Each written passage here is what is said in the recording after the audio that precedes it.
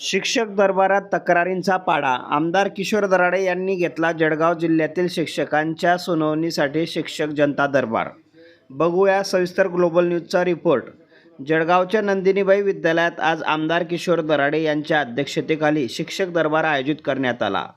जिल्ह्यातील शिक्षक, मुख्याध्यापक, शिक्षकेतर कर्मचारी आणि संस्थाचालक यांनी आपल्या समस्या मांडत तक्रारींचा पाडा वाचला.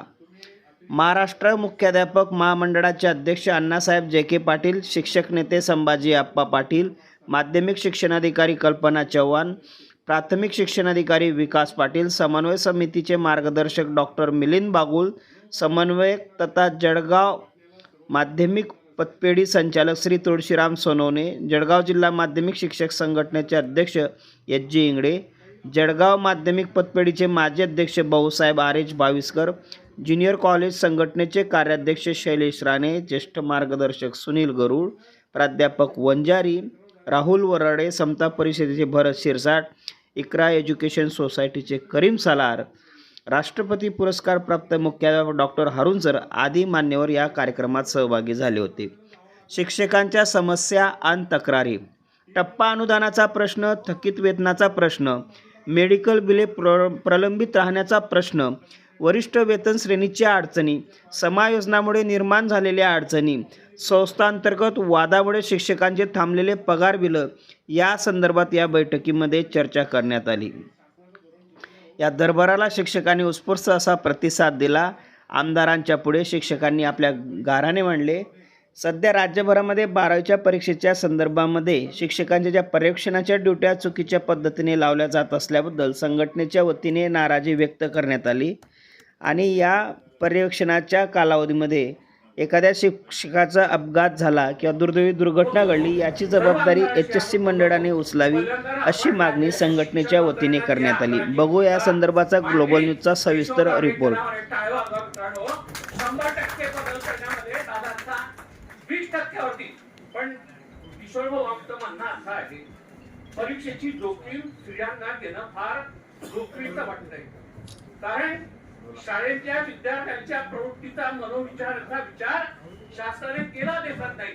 आणि काही विद्यार्थी, आज आम्ही कुणाला काही ठरवत नाही, पण एखाद्या वाईट प्रवृत्तीच्या तंतूमध्ये काही जर विचार जन्माला आला आणि त्या स्त्रीलावर किंवा पर्यवेक्षक पद करणं कठीण झालं तर परीक्षेचं काम कुणी शिक्षक करणार नाहीत.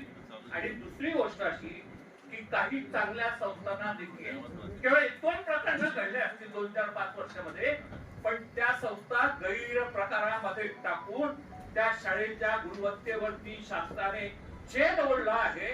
त्याचा परिणाम असा होणार आहे की चांगल्या कॉलेज आणि शाळेच्या मध्ये प्रवेश घेणाऱ्या विद्यार्थ्यांची संख्या मर्यादित होणार आहे आणि चांगल्या संस्था, ठीक आहे ना, 1-2 चुका झाल्या असतील, तिला कोण पाहते, आम्ही झाल्या असतील, 5-10 चुका झाल्या असतील, पण म्हणून आमच्यावरती आम्ही एकदम अपराधी आहोत, आम्ही एकदम कॉपीबद्ध आहोत, शिक्षक एकदम गुन्हेगार आहेत. ही जी भूमिका शासनाने घेतली आहे, मला माझे दराडे साहेब, तुम्ही आज खूप आग्रहाने भूमिका देऊन शिक्षण मंत्र्यांच्या आग्रही भूमिकेला तुम्ही थोडा ब्रेक लावला. आज आम्ही तुमचं हे देतो, कारण आम्ही ते स्वतः तुमच्या कामाची तडक बघितली, पण हेच बदल करायचे होते तर ते वर्षाच्या सुरुवातीला सांगितलं असतं तर विद्यार्थ्यांची ही मानसिकता तयार झाली असती आणि विद्यार्थ्यांच्या मनावर तरी तडफण. आज विद्यार्थी संभ्रमात आहे, शिक्षकही संभ्रमात आहे, पालकही संभ्रमात आहे. त्याला कुठलं कॉलेज, कुठल्या रूम कशा माहिती आहेत आणि त्या पाल्याला कशा पद्धतीने तिथपर्यंत परीक्षा केंद्राबद्दल सोडायचं याचा चिंतेत आज प्रत्येक पालक सापडला आहे. आणि इथल्या शिक्षकाला 10-20 किलोमीटर जाऊन पर्यवेक्षणाची जबाबदारी द्यायची आणि तिथला इथे यायचा, यातनं फार कॉपी नाही बनवून होईल.